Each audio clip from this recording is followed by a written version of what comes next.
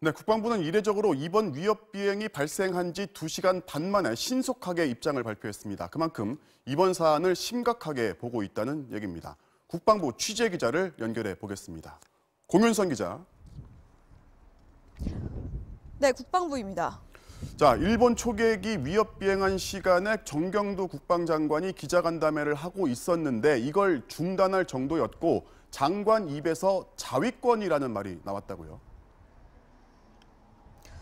네, 기자간담회를 중단한 정경두 장관은 곧바로 합참 상황실로 갔습니다. 우리 군의 조치를 보고받고 대응책을 지시하기 위해서였습니다. 한 달 사이 벌써 4번째, 일주일 새 3번이나 일본 초계기에 근접 위협 비행 상황이 발생하면서 자위대의 행동이 도를 넘었고 강력하게 대응을 할 수밖에 없다는 겁니다.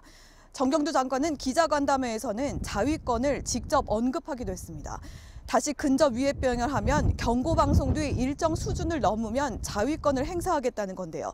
함장이 함정과 승조원을 보호하기 위해 필요하면 공격용 추적 레이더를 발사하고 경고 사격까지도 가능하다는 얘기입니다. 올해 들어서만 3번째라고 했는데 대체 일본이 왜 이런다고 봐야 합니까? 네, 정경두 장관은 일본이 정치적 의도가 있는 것이 분명해 보인다고 밝히기도 했습니다. 정경두 장관은 일본이 러시아와 북방 영토 반환 협상을 하는데 갖고 올 보따리가 없다. 또 정권의 지지율 등과 연계해서 레이더 도발을 한 것이라는 분석을 내놓기도 했습니다. 오늘 도발에 대해서는 우리 군의 대응을 떠보려는 의도도 있어 보입니다. 군 관계자는 일본이 우리 함정이 공격용 추적 레이더를 쏠 수밖에 없는 상황을 유도하고 있다며 자신들의 주장을 입증하기 위해 추적 레이더 주파수가 필요한 것이 아니냐고 하기도 했습니다. 지난번에 우리 군 대응이 미흡했다는 지적이 있었잖아요. 그래서 앞으로 또 이러면 강력 대응하겠다고 예고를 했었는데 어떻게 달라진다고 봐야 합니까?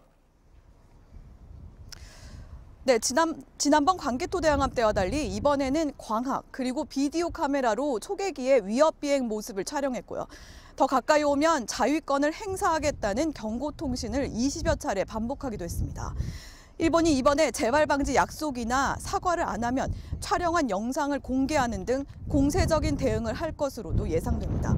지금까지 국방부에서 MBC 뉴스 공윤선입니다.